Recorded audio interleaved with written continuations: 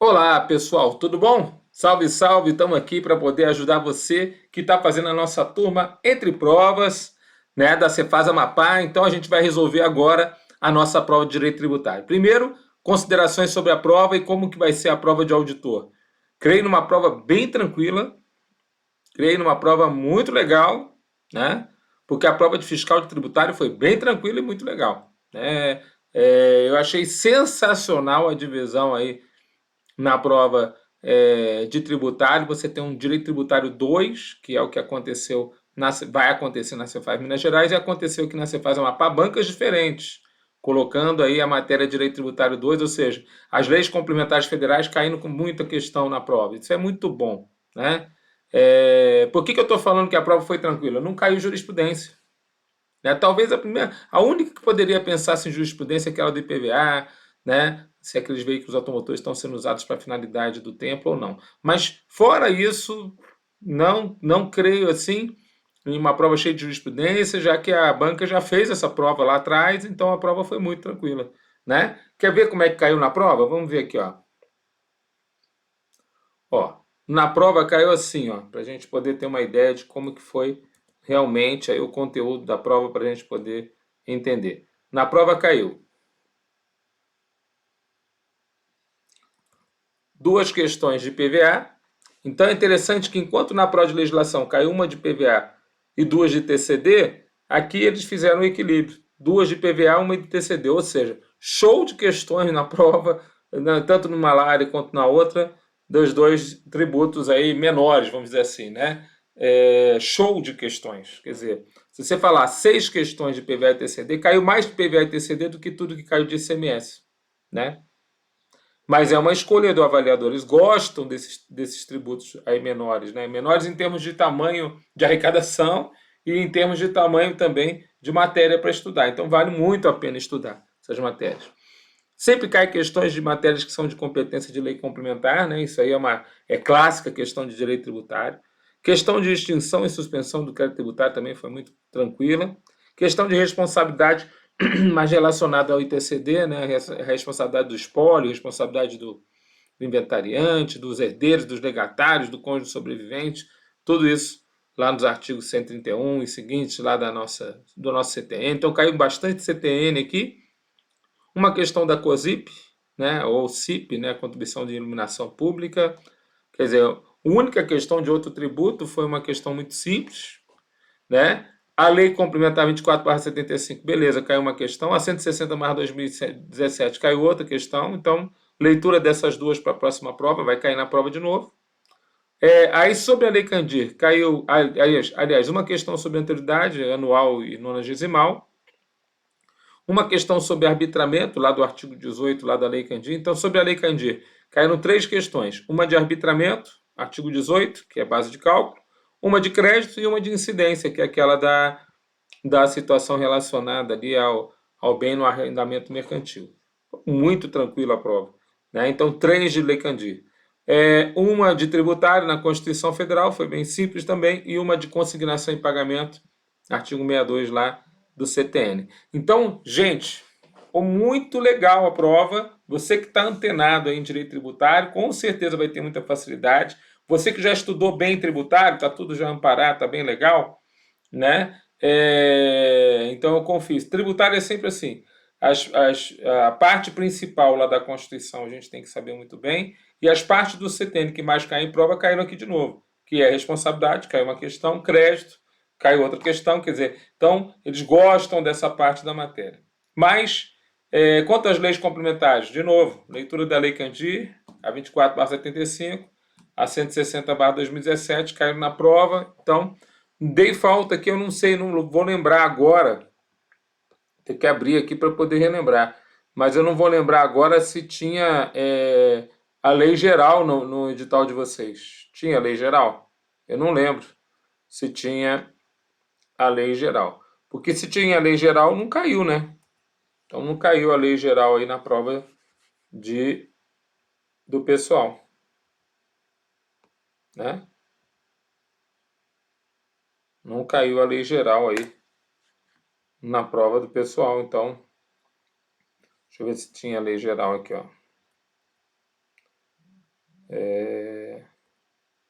teria que abrir aqui em tributário, eu não tenho aqui agora. Bom, de qualquer forma, só para a gente poder, né, comentar corretamente aqui, até porque acaba sendo uma coisa que eu considero relevante para o próximo, né? Então, o que a gente tem aqui, ó?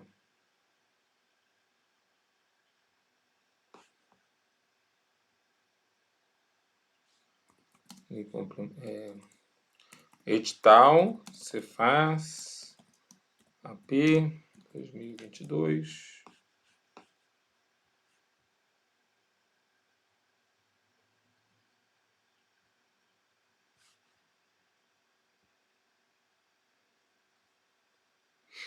Né? Então a gente tem aqui no edital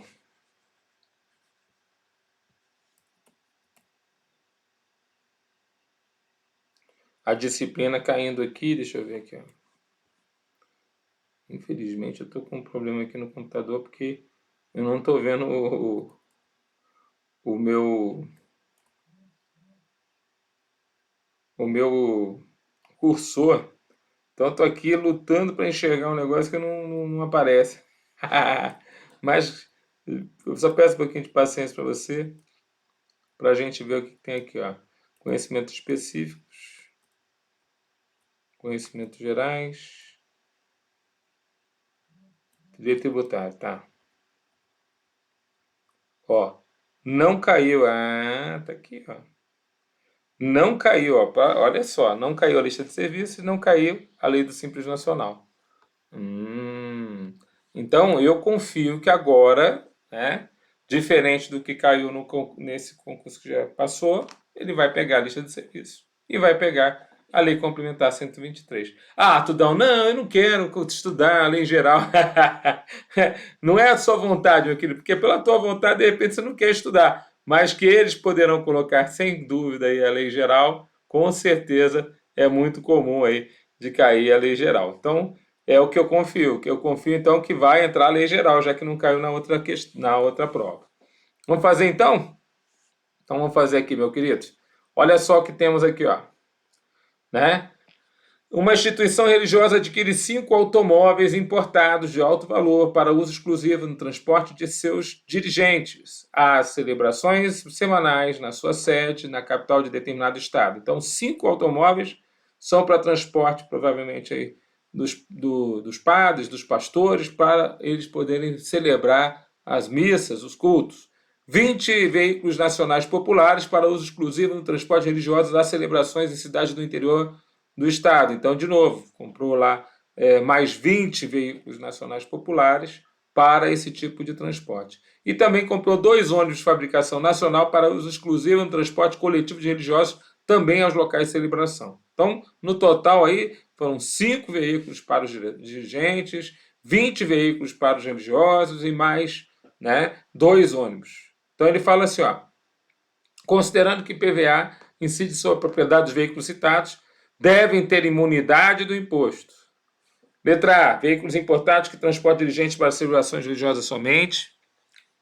Letra B, veículos nacionais populares, os importados e os ônibus, que é todo mundo. Letra C, você vê que a qualidade de ser importado com a qualidade de ser nacional, já há muito tempo o Supremo Tribunal Federal fala que não deve haver diferença de tratamento tributário entre o veículo nacional e o veículo importado, nem quanto à alíquota de PVA, nem quanto a tratamento tributário. E no caso aqui, como todos vão ser a princípio utilizados para essas finalidades, que seriam finalidades essenciais ao tempo, quer dizer, levar os padres, levar os pastores, levar as pessoas para o culto, para nós essa situação toda está amparada por imunidade tributária, aquela imunidade religiosa que está prevista no artigo 150, inciso 6, né, a linha B da Constituição Federal. Então, o gabarito aqui da questão, né, é justamente a imunidade constitucional, tá certo?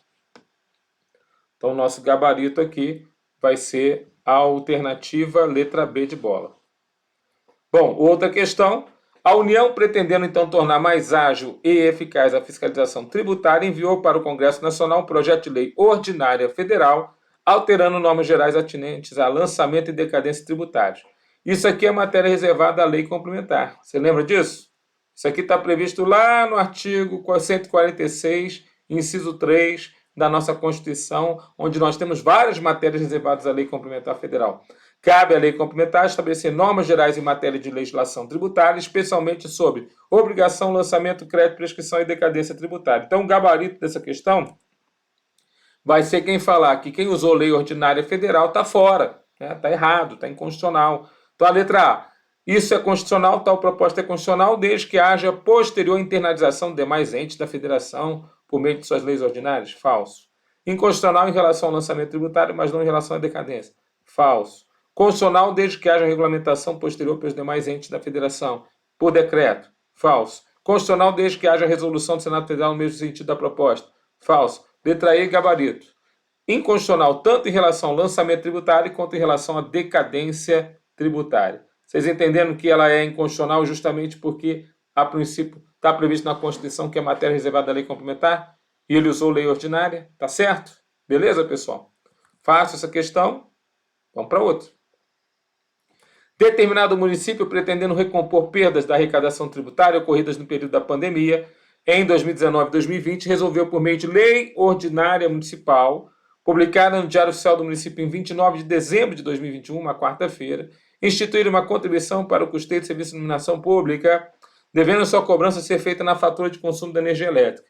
Nessa hipótese, esses faturadores serão alcançados pela referida contribuição a partir de 29 de dezembro de 2021, que é a data da sua instituição, 1º de janeiro de 2022, em respeito à anterioridade, 30 de dezembro de 2021, dia útil seguinte à sua instituição, 90 dias após contados da sua instituição, retroativamente aos 2 últimos anos de sua instituição devido às perdas de arrecadação tributária durante a pandemia. Galera, aqui é só para a gente lembrar que a COSIP segue todos os princípios constitucionais tributários do artigo 150, inciso 1 e 3. Isso está no caput do artigo 149A, que trouxe a CIP, Contribuição de Iluminação Pública, ou Contribuição para o Custeio de Serviço de Iluminação Pública, para o mundo, né, jurídico brasileiro. Então, isso aqui para nós está previsto lá, ó. Veja lá.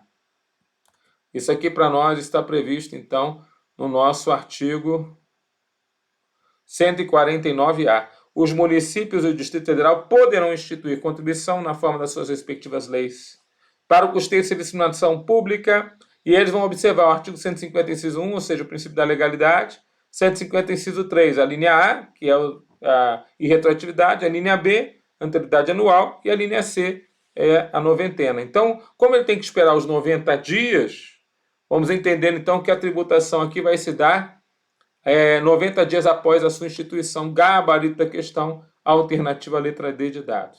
Bem simples a questão. Vamos lá para outra?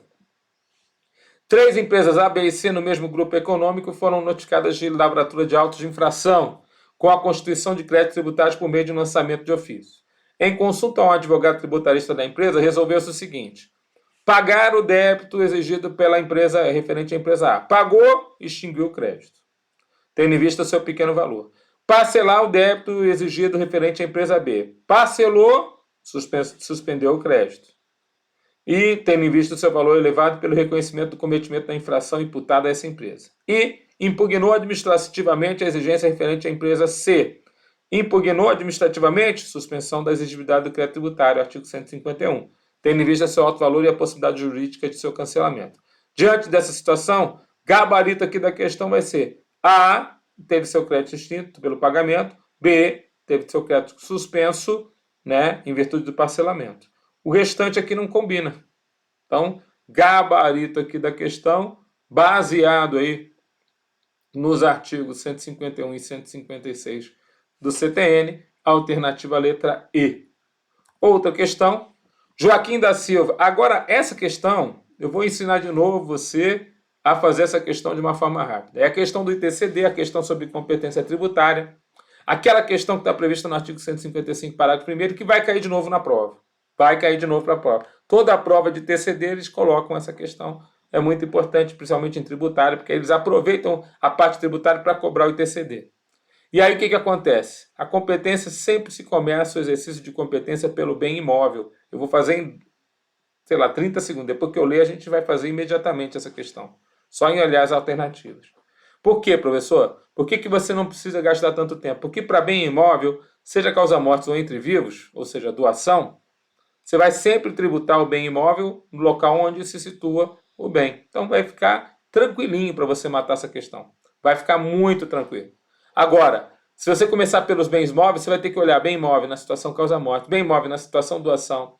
Vai verificar se o cara está dentro do Estado, está fora do Estado, se o cara está fora do país, se está dentro do país. Nada disso é necessário quando o bem é imóvel. Tá bom? Vamos ver então como é que é a questão, para você poder perceber o que eu estou falando? Então, vamos lá. Ele fala assim, ó. Joaquim da Silva, viúvo, domiciliado residente em Macapá, faleceu quando visitava sua tia, domiciliado residente no Rio de Janeiro, a quem havia doado meses antes do óbito R$ 100.000 em dinheiro e um imóvel de sua propriedade. Opa, tem um imóvel aqui que foi doado.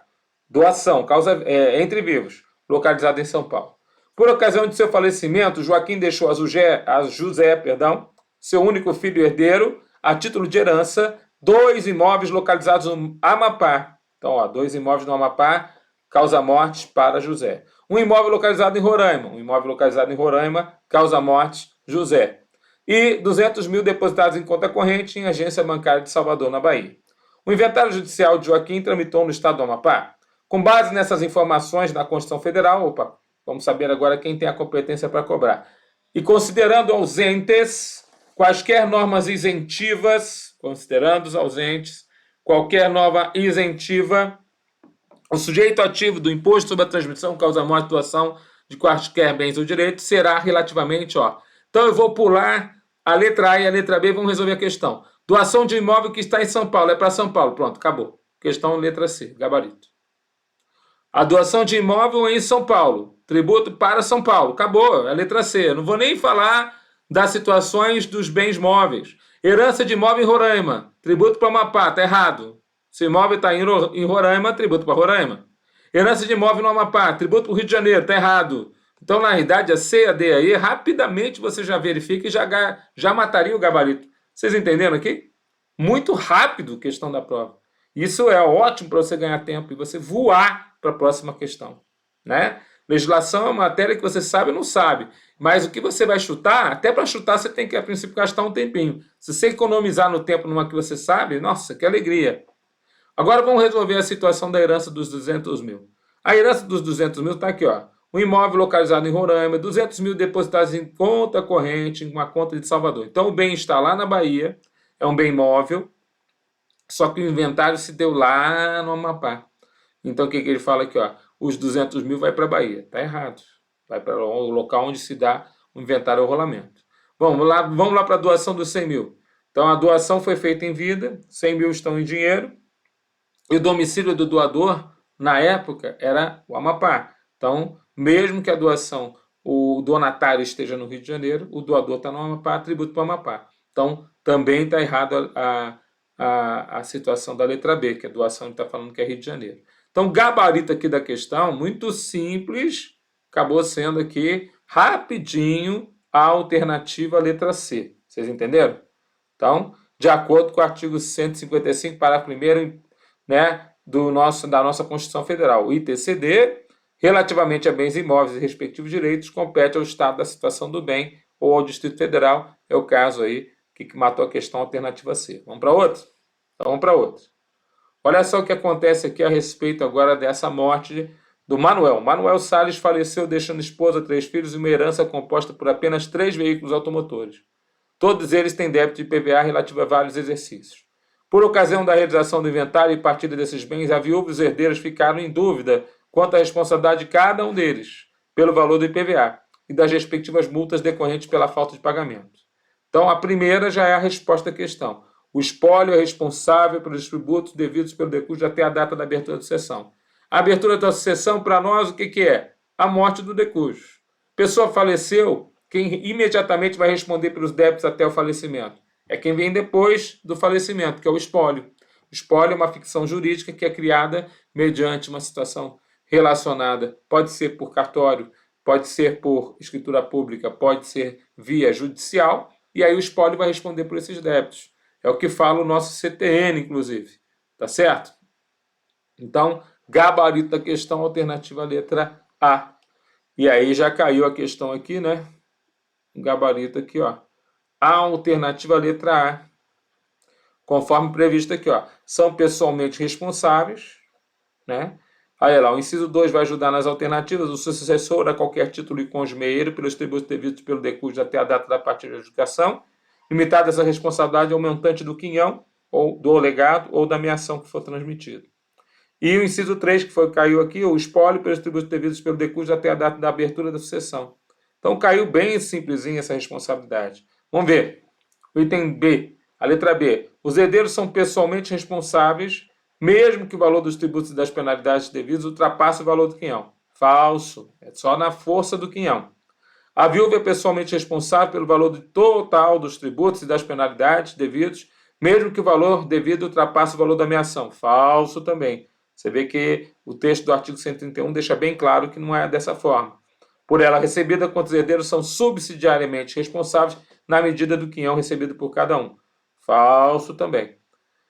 Letra D. Com falecimento de Manuel, dá-se a remissão, ou seja, o perdão da totalidade do crédito devido e não pago. Falso também. Então não tem nada desse perdão.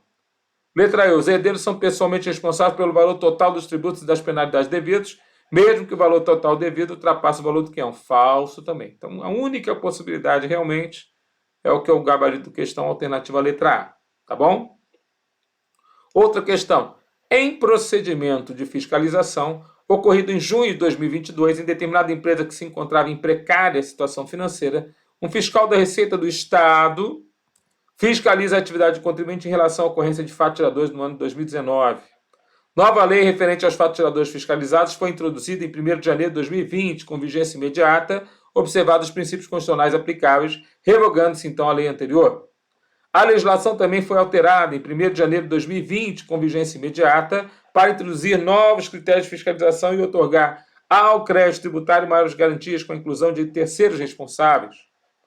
Tendo em vista esses fatos e com fundamento no CTN, a legislação a ser aplicada pelo fiscal da Receita Estadual, respectivamente, quanto à realização dos fatos tiradores, os novos critérios de fiscalização e a ampliação de garantias com a inclusão de terceiros responsáveis, está expressa no quadro a seguir em... Então aqui é legal porque tem um quadrinho aqui, ó, né? E o quadrinho está aqui, ó. Lei vigente, legislação vigente, legislação vigente. Tá certo? Então aqui a gente tem que lembrar só de algumas situações importantes aqui a respeito aqui do nosso Código Tributário Nacional. Eu creio que aqui o CTN aqui vai nos ajudar em toda essa análise, né? Novos critérios aqui de fiscalização, né? Acabam sendo, né, bem importantes, né? Então os critérios aqui, como ele cita aqui, né, acaba sendo bem importante. Então ele fala justamente disso no artigo 144, né, lá do CTN. Aplica seu lançamento à legislação, né? Então ele fala assim, ó, vamos botar aqui na nossa informação aqui para você.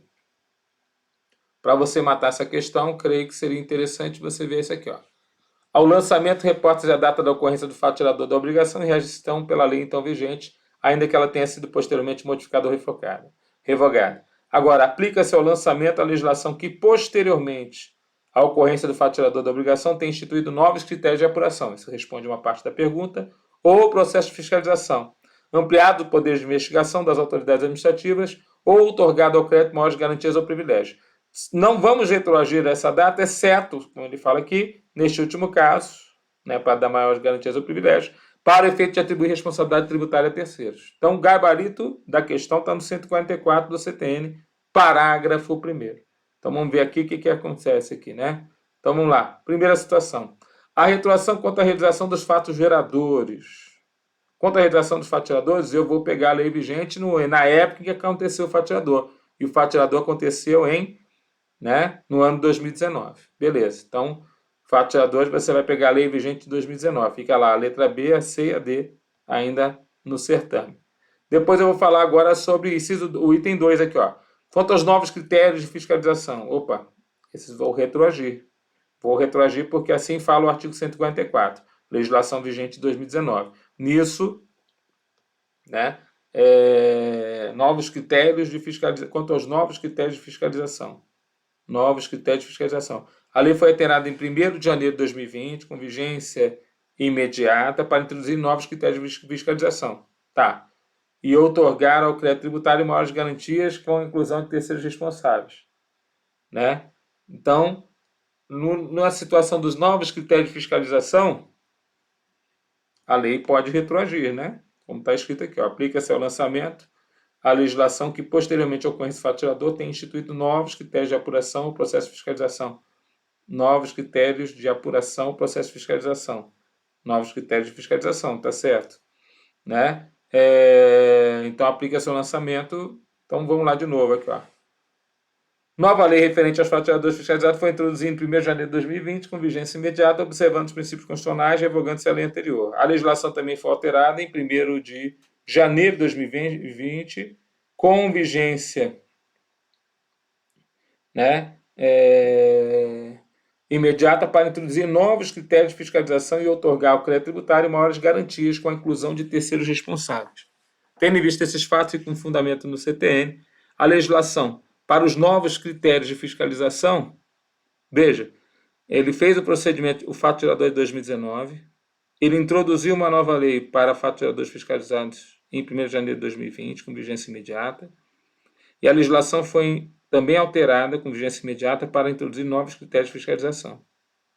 Esses novos critérios de fiscalização foram introduzidos em 1º de janeiro de 2020. Né? Foi isso que a princípio ele citou. Né? Então, na idade, a legislação aqui vigente de 2020 foi aquela que foi utilizada. Ampliação de garantias com inclusão de terceiros responsáveis. Ampliação de garantias com inclusão de terceiros responsáveis, essa aqui não pode retroagir, segundo o que está previsto aqui. Né? E aqui é estranho, porque o gabarito está prevendo, o gabarito oficial está prevendo a retroação aqui.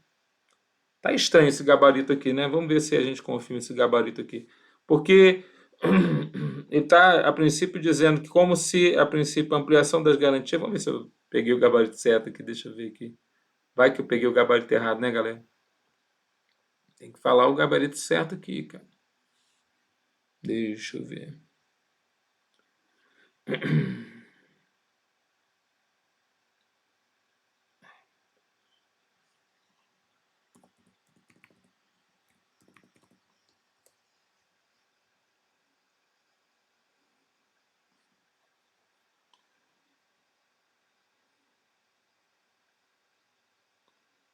Deixa eu ver se eu pego aqui o gabarito certinho aqui. Vamos lá. Ele fala assim, então, gabarito aqui da questão.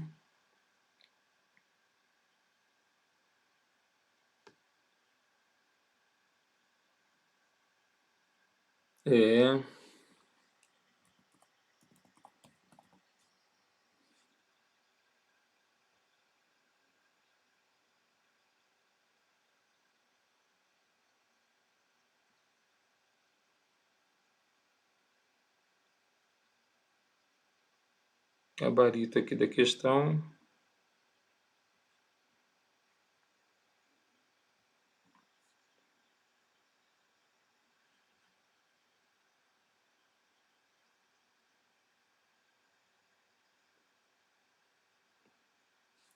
Qual que é a questão 42, né?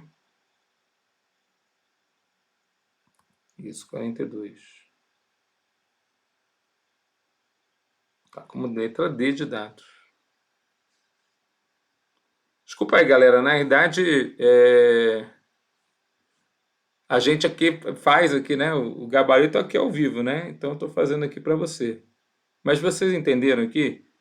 Eu tenho um procedimento de fiscalização ocorrido em junho de 2022 em uma determinada empresa que se encontrava em precária situação financeira, fiscal, e cuja receita financeira e o fiscal da Receita do Estado fiscaliza a atividade do contribuinte em relação à ocorrência dos faturadores do ano 2019. Estou em 2022 fiscalizando 2019. Uma nova lei referente àqueles faturadores que estavam sendo fiscalizados foi introduzida em 1º de janeiro de 2020, com vigência imediata, observados os princípios constitucionais aplicáveis, revogando-se a lei anterior. Então, a lei de 2019 já estava revogada em 1º de janeiro de 2020.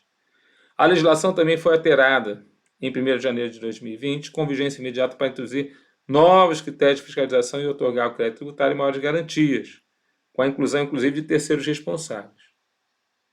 Esse negócio com a inclusão de terceiros responsáveis aqui, é que, a princípio, gera, eu acho que gera aqui uma situação diferenciada nesse gabarito. Por quê? Porque quando ele fala de inclusão de terceiros responsáveis, a lei não vai retroagir para pegar aquele determinada situação. Para efeito de atribuir responsabilidade, inclusão de terceiros responsáveis. Para efeito de atribuir a responsabilidade tributária a terceiros, veja, aplica-se o lançamento da legislação que posteriormente à ocorrência do faturador, quer dizer, uma lei de 2020 poderia, a princípio, retroagir às faturadoras de 2019 se ela introduzir novos critérios de apuração, processo de fiscalização, ampliar poderes de investigação das autoridades administrativas ou outorgar ao crédito maiores garantias e privilégios. Exceto no último caso das garantias e privilégios, que ela vem a atribuir a responsabilidade tributária a terceiros. Então, se eu fosse começar por aqui, por exemplo, né, pelo item 3, eu não poderia pegar a legislação vigente de 2019, porque para isso ela não pode retroagir. Né? Estranho, né? Mas aí não teria nem gabarito. Porque aí o que acontece? Quanto aos novos critérios de fiscalização, sim, ela poderia retroagir. Certo? E quanto à realização dos fatos geradores, aí ela é ao tempo da ocorrência do fato gerador. Não é isso? Então, na idade, ela só não poderia retroagir, o gabarito deveria ser, então, a letra C, né? Só não poderia retroagir na situação relacionada. Será que a gente tem aqui um recurso? O que vocês acham, pessoal? Né? Por exemplo, então a lei para você, a princípio, verificar a realização dos fatos geradores. Você vai lá atrás, é a lei vigente à época. A lei para você pegar os novos critérios de fiscalização, mesmo sendo ela uma lei de 2020, vai poder retroagir. Vai lá para 2019, a legislação. E aí, finalmente, o item 3, a ampliação de garantias com a inclusão de terceiros responsáveis. Com essa inclusão de terceiros responsáveis, essa aqui não retroage. Então, eu creio que aqui nós temos um recurso aqui, cara. Se o meu gabarito aqui, que eu peguei aqui, não sei se de repente tem alguma coisa errada aqui no gabarito que foi me passado, se ele a princípio está... Porque a própria legislação aqui, o próprio CTN já fala sobre isso, né? O gabarito oficial está dando a letra D, mas eu acho que não compete aqui não. Né? Seria, o que vocês acham? Depois vocês dão um comentário aí, por favor. Outra questão... Então, só para a gente botar aqui para você, né? Peço perdão, né? Que a gente acabou... Bem a questão que tem um recurso, a gente só conseguiu ver agora com você, mas não tem problema. A gente está aí correndo, estamos lá tentando aqui ajudar vocês. Vamos lá. Então, na idade, se esse for o gabarito oficial da prova, para mim ele está errado. Tá? Se for letra D, para mim é letra C. Vamos lá. A única questão que caiu aqui da Lei Complementar 24/75, a denominada guerra fiscal do ICMS tem origem no descumprimento de determinados estados, descumprimento por determinados estados da prescrição constitucional da obrigatoriedade de haver deliberação dos estados e do DF na concessão de isenções, incentivos e benefícios fiscais. A Lei Complementar 24, de 7 de janeiro de 75, que dispõe sobre convênios para a concessão de isenções e incentivos fiscais do ICMS, prevê aí veja lá, ratificação de convênios deve ser feita por lei complementar federal. Falso. Letra B. Ratificação, ou seja, a confirmação dos convênios deve ser feita depois por decreto do Executivo, dentro daquele prazo de ratificação ou de rejeição estadual. Verdadeiro. Letra B, o gabarito está previsto aqui até no artigo 1º da lei complementar. Olha lá.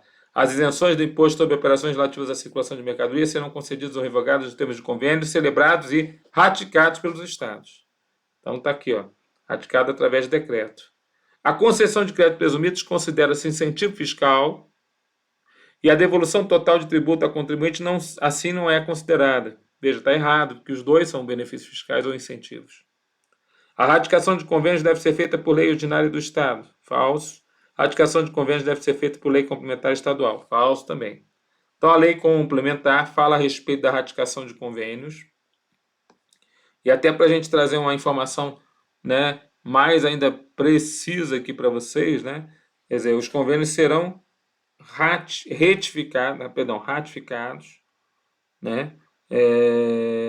Dentro do prazo de 15 dias. Olha o artigo 4º aqui para você. Já estou colocando aqui para você poder lembrar disso aqui também para a nossa prova. Bom, para mim, essa questão, né, É uma questão interessante. Olha aqui, ó.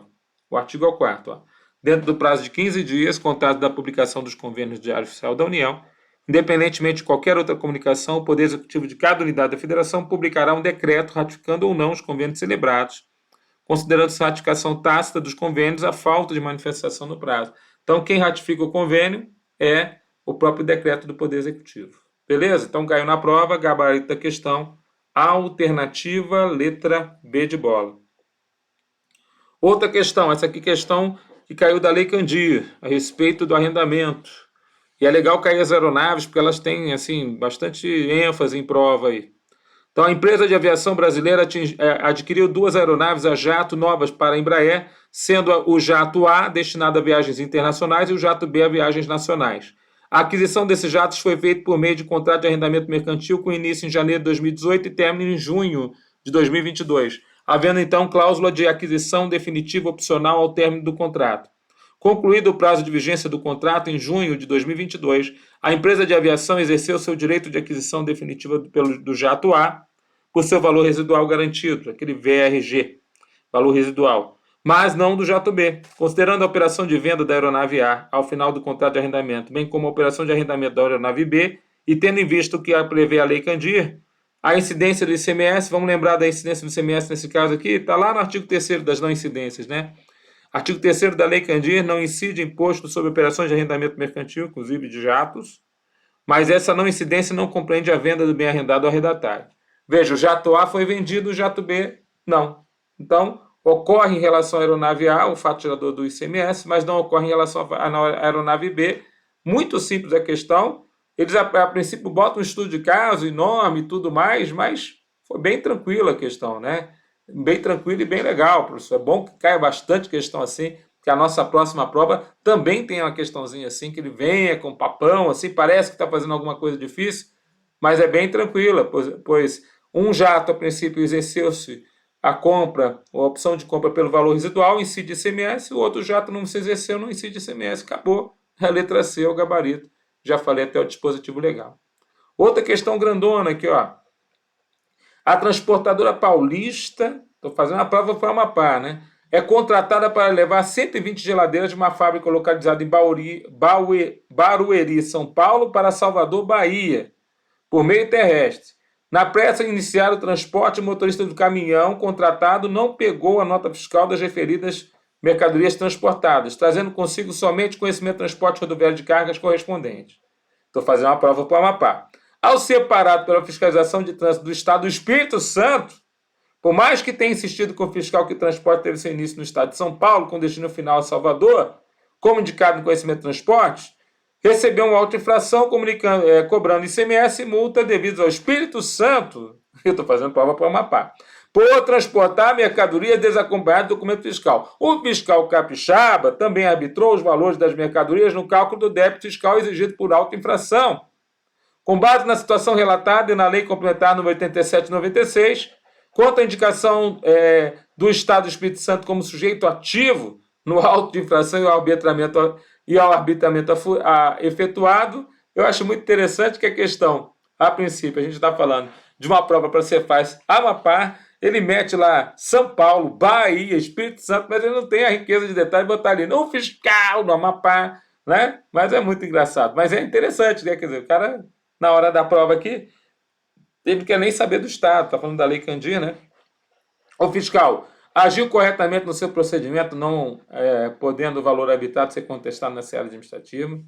Letra B, o gabarito da questão. Agiu corretamente no seu procedimento, podendo o valor ser arbitrado na seara administrativa ou judicial. É verdade, né? Na seara administrativa nós temos aqui, ó, o artigo 18. Quando o cálculo do tributo tenha por base ou toma em consideração o valor ou preço de mercadorias, bens, serviços ou direitos, a autoridade lançadora, mediante um processo regular, vai arbitrar aquele valor ou preço, sempre que sejam omissos. No caso aí não tem a nota fiscal com o valor da base de cálculo, por isso que está sendo omisso, né? Ou não mereceu fé as declarações ou os esclarecimentos prestados, ou os documentos expedidos pelo sujeito passivo ou por terceiro legalmente obrigado, ressalvado em caso de contestação uma avaliação contraditória administrativa ou judicial. A alternativa, então, aqui é a letra B de bola. Agiu corretamente no seu procedimento, podendo o valor arbitrado ser contestado na seara administrativa ou judicial. Agiu corretamente contra o sujeito ativo, ou seja, o tributo vai ficar aqui para o Estado do Espírito Santo, mas não contra o arbitramento. Fora. Equivocou-se quando, em vista que o sujeito ativo do ICMS das mercadorias seja o Estado de São Paulo, pois é ali que se deu o início da prestação de serviço de transporte, conforme indicado no conhecimento. O procedimento contra o arbitramento está correto. Fora. Equivocou-se tendo em vista que o sujeito ativo do ICMS das mercadorias seria o Estado da Bahia, pois ali está o termo da prestação de serviço de transporte, como indicado no conhecimento. O procedimento contra o arbitramento está correto.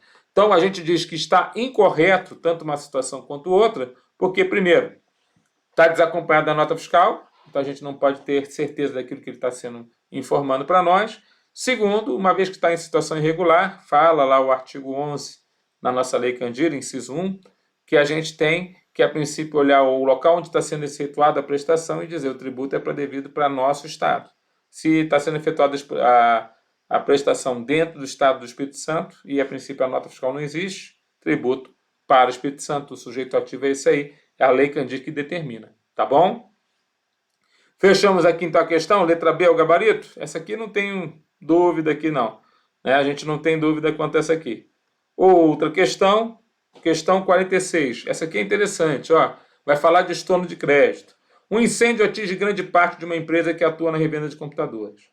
Do seu estoque, começa a perceber, ó, de 45 computadores adquiridos recentemente, escriturados com crédito, CMS, ou seja, todos entrados com crédito, 5 foram salvos e enviados à seguradora. Então, 5, o crédito deve ser mantido, foram salvos. 10 permaneceram intactos. Esse aí também tem direito a crédito mantido, porque foram intactos. E foram vendidos a preço de custo 2 dias depois do incêndio. 30 foram totalmente danificados. Aqueles que sofreram deterioração, perda, esses aqui não dão direito mais ao crédito. E como a saída vai se dar sem débito, esse crédito terá que ser estornado. Então, esses 30 restantes foram perdidos. No caso dessas informações na Lei Complementar 87/96, haverá a cobrança do ICMS em relação ao qual? Então, veja lá. Artigo 21 da Lei Candir. O sujeito passivo deve efetuar o estorno do imposto que se tivesse acreditado sempre que o serviço tomado ou mercadoria entrar no estabelecimento veio a perecer, deteriorar-se e extraviar-se. Então, houve uma deterioração através de um incêndio, né, um perecimento, alguma coisa nesse sentido. O gabarito aqui vai ser a alternativa à letra C. 10 computadores dão direito à manutenção do crédito e haverá o estorno do crédito referente a 35 deles. Ótima questão, a questão prática, incisiva, matando aí a pau aí o seu conhecimento da Lei Candir.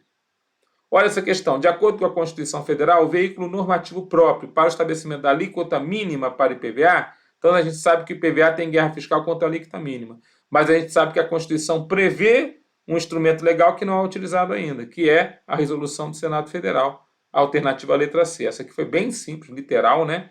Está lá no artigo 155, parágrafo 6º, né? O IPVA terá suas alíquotas mínimas fixadas pelo Senado, tá bom? Outra questão agora. Um vereador, na intenção de resolver uma inadimplência do ISSQN do seu município, envia à Câmara Municipal um projeto de lei que condiciona o recebimento do IPTU de seus municípios ao pagamento de eventuais débitos do ISS em atraso. Então, isso não pode, né? Você não pode vincular um pagamento de um tributo relacionado a outras obrigações. No caso de aprovação dessa lei, os municípios inconformados pretendem recorrer ao judiciário para efetuar o pagamento do IPTU em dia, sem ter necessidade de quitar concomitantemente eventuais débitos de atraso de ISSQN.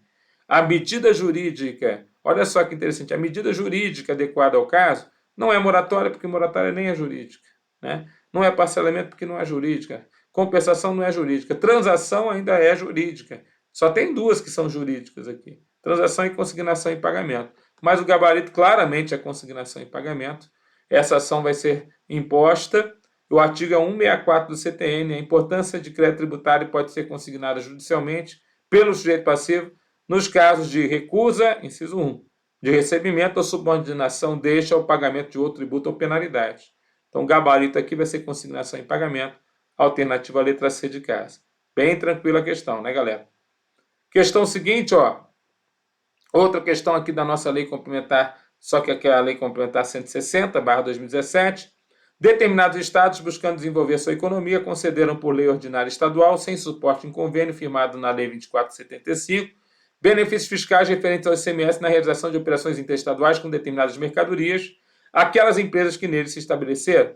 Em decorrência, centenas de adquirentes das mercadorias em operações interestaduais cujas empresas remetentes se utilizaram desses benefícios fiscais foram autuados pelos fiscos dos estados de destino com a constituição por lançamento de ofício de crédito tributário de alto valor, tendo se tornado um problema nacional denominado guerra fiscal do ICMS, travado entre os estados.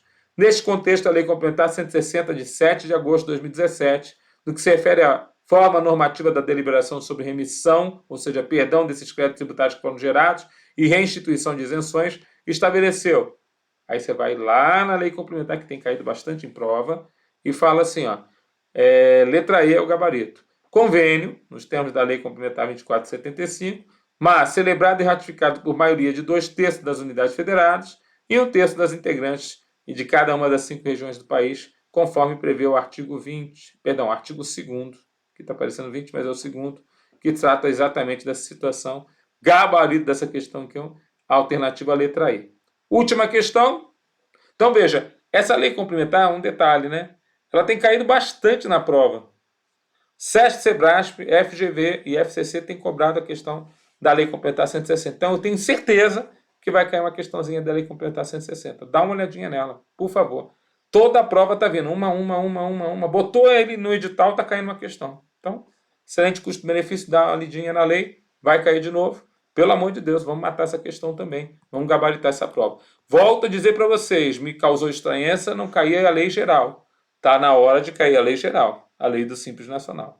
Me causou estranheza não cair a Lei Complementar 116. Está na hora de cair principalmente a Zona Cinzenta. Professor, você tem algum vídeo para ajudar a gente na Zona Cinzenta? Pelo amor de Deus, cara, eu tenho o vídeo.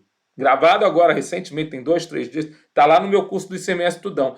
Esse vídeo da Zona Cinzenta é espetacular. Por quê? Porque ele resume tudo aí da Zona Cinzenta. Tem que estudar. Tá bem? Tem que conhecer essa situação. É só entrar no meu canal do YouTube, por exemplo, botar lá Zona Cinzenta, você vai ver o vídeo lá. Assiste lá, resume tudo e vamos para a prova. Tá bom? O que mais? Última questão aqui, ó. De acordo com a Constituição Federal, normas relativas a créditos especiais de tributação, a critérios especiais de tributação com o objetivo de prevenir desequilíbrios da concorrência, bem como normas de igual objetivo, né, mas que não vincule tais critérios, né, poderão ser estabelecidas respectivamente por meio de Lei Complementar, Lei Ordinária Federal, Lei Complementar, Decreto do Poder Executivo Federal, Lei Ordinária Federal e Resolução do Senado Federal. Então, na verdade, aqui, ó, é o texto literal do artigo 146A da nossa Constituição Federal. Lei Complementar poderá estabelecer critérios especiais de tributação com o objetivo de prevenir desequilíbrios da concorrência. Então, quem estabelece esses critérios especiais de tributação é a Lei Complementar. Sem prejuízo da competência da União, por lei ordinária, estabelecer normas de igual objetivo. Então, a União vai poder, por lei ordinária, estabelecer normas de igual objetivo. Gabarito da questão, então, a letra A. Lei Complementar e Lei Ordinária Federal, de acordo com a Constituição Federal. Tudo bem, pessoal? Então, para mim, a prova tá legal, só não tá zeradinha por causa daquela questão que eu acho que ali o pessoal pisou na bola. A não ser que eu tenha, a princípio, lido de uma forma errada, para mim, o gabarito ali não é aquela alternativa letra D. Mas aceito comentários e a gente trocar ideia aqui. Tá bom? Com isso encerramos. Fica firme no propósito, receba aí, né, essa gravação para você poder aí meter bronca na prova. E até a próxima.